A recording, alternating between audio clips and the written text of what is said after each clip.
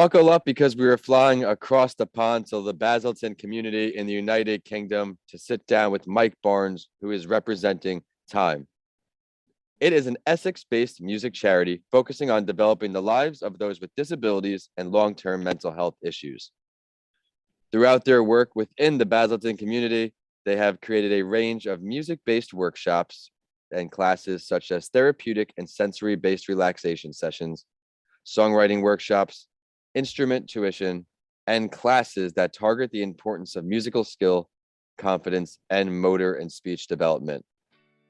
One member who has benefited from these services is Gary, a man who suffers with autism and has previously struggled with alcoholism and homelessness, but has since turned his life around and fronts his own band, Caged Arts, holding shows and gigging around the country. Having most recently performed on Autism's Got Talent with his band, Gary has spent the last 7 years working with T.I.M.E. and now even helps to assist the workshops and classes. He's a real product of how effective these charities can be for individuals, as an example for the great work that Mike and the great people at T.I.M.E. do each and every day. We're joined by the Director of Charity and Music Workshop Leader, Mr. Barnes, who goes out and deals with community members, directly bringing them and getting them involved in these exercises and programs. Let's kick it off, Mike. What does mental health mean to you? How's it going, man? Thank you so much for having me on today. I really, really appreciate it. So it's a good question. What does mental health mean to me? Personally, mental health is all about the relationship with yourself. We all have like a sort of inner voice and inner sort of like critic, if you were. And I think it's like, what's his personality like? What's that voice in your head? What's he like? Is he nice to you, or is he kind of mean? That's what mental health is to me. I love that, battling that voice inside your head. You are not alone. Everyone at some point goes listening to their thoughts, and keeping it in does more harm than good. Thank you for starting us off, Mike. And to everyone listening on, it is time for another show of a mental health break. We are normalizing the conversation around mental health each Tuesday. And today we are joined from the United Kingdom, Mike Barnes. My name is Vincent A. Lancy, and I am your host. I am the author of Mr. Lancy Talks Mental Health and Mental Health Week, and you can check those out on my website, vincentalancy.com, or on Amazon after the show ends. If it's episode number 1 for you listening on, thank you for stopping by. Each week, I sit down with different mental health advocates and professionals from all around the world to help you on your journey. You never know which story is going to resonate with you the most.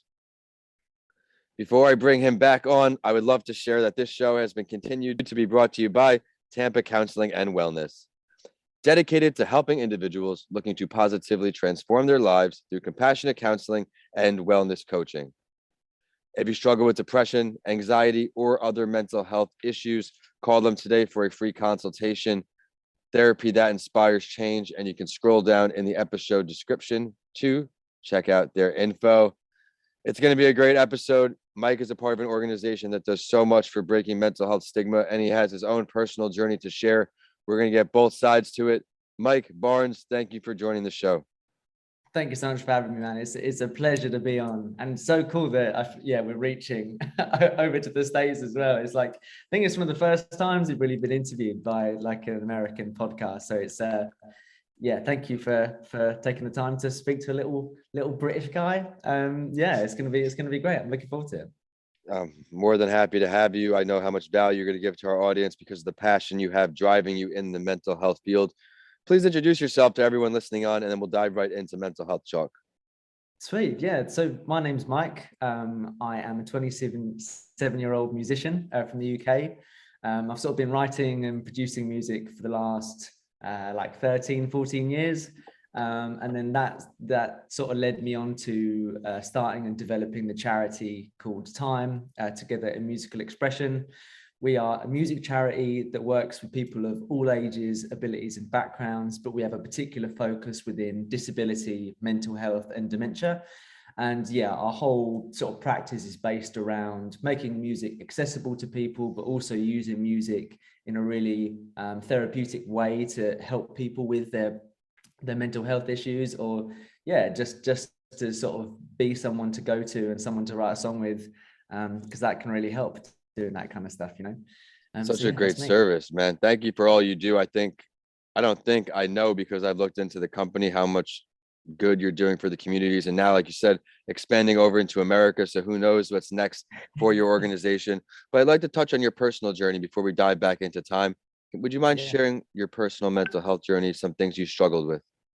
Yeah, of course. And yeah, I think it's actually a really relevant question, because the reason I'm in the job I'm in now, and that I do time as a living, is all because of my sort of mental health past. So when I was a teenager, I suffered quite bad with anxiety issues. I was incredibly shy and had these quite like destructive thoughts, yeah, I don't know. It often like reflected around school for me, and being really scared about being in a class full of my peers, and just I was just obsessed with this idea of like humiliating myself in front of them, like doing something stupid or being made fun of for whatever reason. And that just, yeah, it got quite dark when I was sort of like 13, 14, and I didn't really know what it was as well. I feel like if you've ever experienced anxiety for the first time, particularly when you're young or you've never heard about it before, it can feel like you're dying. Like it feels like you're having a heart attack, or like something's just something's just not right. And it's very like such a physical sensation. So yeah, I struggled with that for a really long time. And lots of things, as I'm sure you're aware, like lots of things help you recover from a mental health episode, and help you move past that. But one of the biggest things for me was learning how to play an instrument, and what that led into. Like initially, like it's just playing an instrument. What does that really matter? It's just like a fun hobby. But for me, that led into joining a band. Like when I was like 14, 15, I started a band with some friends. And not only did that give me something to do with like creatively with another group of people, which was already that in itself, having an emotional outlet to like write your own music and express yourself through songs and playing an instrument. That is one thing. But then getting up on stage and performing in front of people, like for a guy like me at the time who was incredibly anxious, was like, oh my God, I can't do this. I can't get up on stage and perform. That's terrifying. What if I humiliate myself? But yeah, I remember it really vividly. The first time I had like a proper show, I just completely lost myself within like 10 minutes. Like first 10 minutes was pretty anxiety ridden, but I just lost myself in the music, and being there with my friends. And from there, I was like, well, if I can do that, if I can get up on stage in front of like a couple hundred people and perform, like, why am I worried about sitting in the classroom? They're full of like 30 people, you know, like, so yeah, it gave me a huge like confidence boost, and it just sort of like climbed up from there really. And yeah, so from there, when I was a little bit older, so like 17, 18, I decided to do some volunteering, and I joined like a local group of people with disabilities that were doing music. It was just a meetup every week for 2 hours, where people with any form of disability could come and get involved with music. And I just saw this huge impact that music had on these people. People from all sorts of backgrounds, from like disability, non-disability. Yeah, it's a big group of like 20 people coming together to just celebrate music. You know, it was such a beautiful thing, and seeing how it affected other people and myself, I was just like, man, I've just got to do this as much as I can. Like, I need to make music accessible for as many people so that they can have the same benefits that I had, you know. And then it just sort of went from there. It sort of just expanded and grew. And yeah, we're now like a charity, and we've got several members of staff, and we're out full time doing music sessions. It's amazing. I want to applaud you for following your dreams, chasing your passions, because that's in life how we perform our best at something. I also want to thank you for stressing creativity. Something in Mr. Lancey Talks Mental Health, Chris Bridges' chapter, we talk about creativity and the positive effects it has for mental health. We have around 60,000 random thoughts per day, we learned while creating this book, and becoming creative is a good way to outlet those thoughts and put them to good use. I thank you for sharing that story as well. You just shared exactly what led you into sharing your story. And I think it's very great to see how far you've come, because I would never know that you were a shy guy. You're Oh, open, thank you. sharing your story, and you're crushing life with your company, doing something you love. But I'd like to now ask you for some advice for our audience, short-term or long-term techniques that you'd use to improve your mental health. Yeah, this is such a good question. I don't know if you'll be disappointed that it's maybe Mm. not music related, but for me, the two most important things at the moment are um, a walk every morning, silly as that sounds, like a Yes. 20-minute walk Hmm. in the morning before you properly like start up your day. That is just an absolute game changer. And once you start to like really implement it in your routine, it's like after a month, you almost become a bit addicted to it, and you can't start your day, or you can't really function properly without a walk. Getting that light in your eyes, and particularly in the UK where you get very limited light as well. And if you're in an office working all day, so yeah, morning walk, 20 minutes. That's one big thing. I think the second is really like practicing gratitude. I think the simplest way of doing that is, again, once a morning, on your morning walk, possibly to save time, just writing down 5 things that you're really grateful for.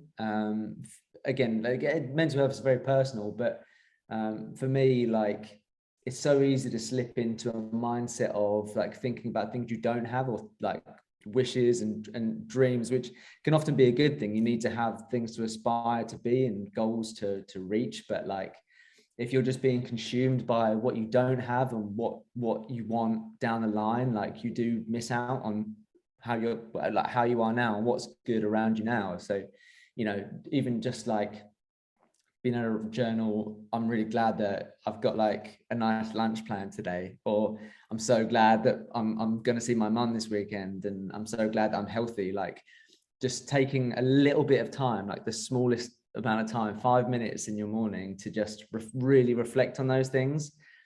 Again, for me, has been such a massive game changer. So sorry, in a nutshell, 20-minute walk and write down 5 things a day that you're grateful for. Wrote down my notes for the end. The morning routine for me is huge as well. I use exercise as a tool every morning for my mental health, not only physical health. I know everyone who is an active person in the exercise world would agree that the mental health benefits are tremendous. For me, it prevents me from overthinking and really just keeps me right on track. Thank you for sharing that. I would like to circle back now to time. What are some things you guys are doing to raise awareness for the importance of mental health? What are some things we could shed some light on? Yeah, so I mean, we have like a ton of projects and stuff going on at the minute. But what I think one of the main things is we recently worked with a group of stroke survivors. So, and this is the thing was where we sort of have our niche is, mental health is such a huge umbrella term. Like it can fall over so many different categories, and working within disability, it's quite a sort of almost specialized way of thinking about mental health and how people experience mental health when they are disabled. So again, for example, someone who has experienced and survived a stroke, yes, that may be like a physical thing that's happened to them, but the mental impact that has is huge.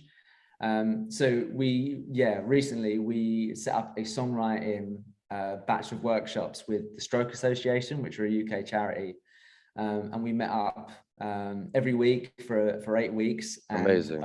over that time of 8 weeks, we wrote and recorded and produced a song together. So that the guys, there was 8 of them, they're amazing. They all sort of like wrote lyrics about their experiences surviving a stroke, and what sort of like keeps them going.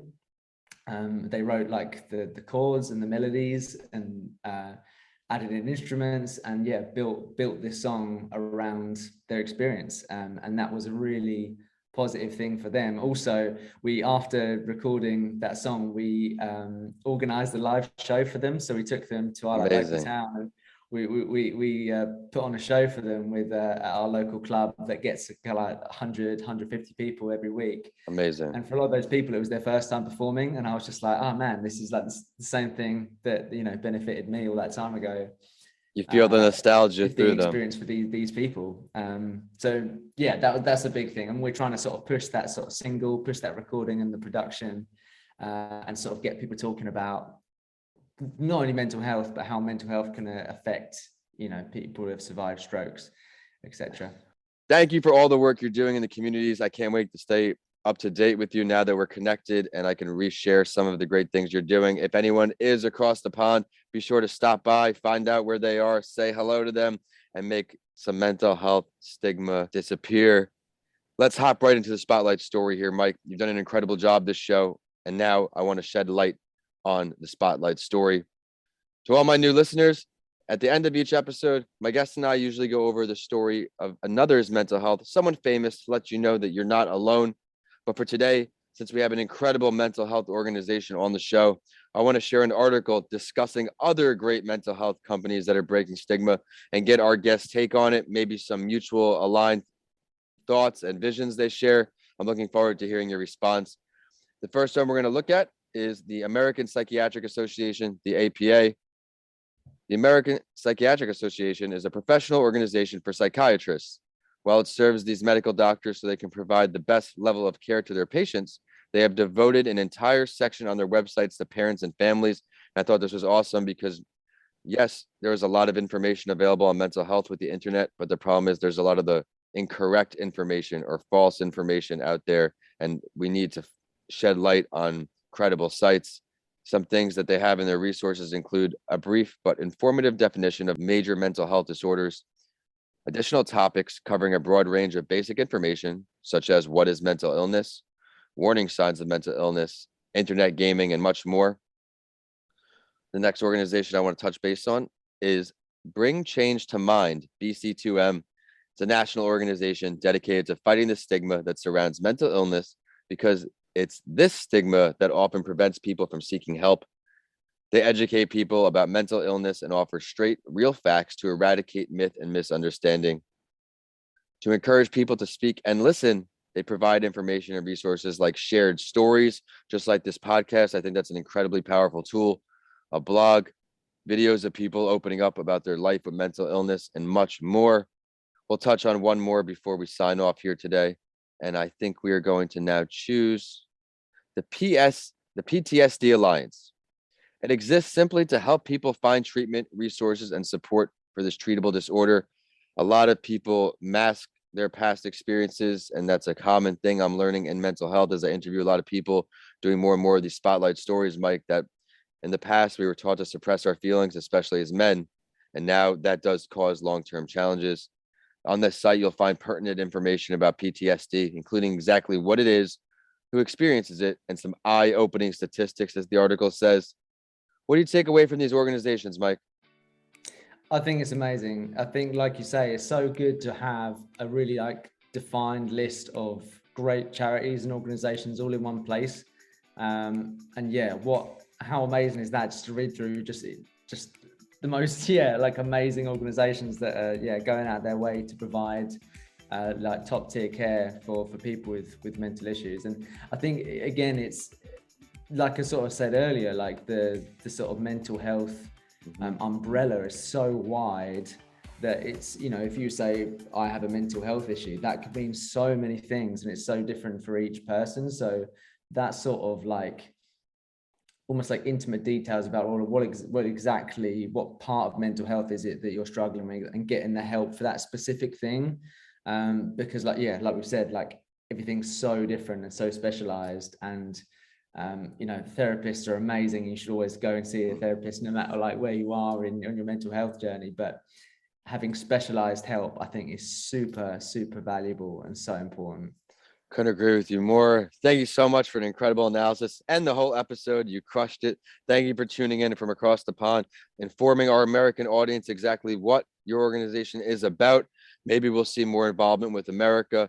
I also want to thank you for talking about creativity right behind your organization, because of all the powerful ways you can improve your mental health, and creativity looks different for everybody.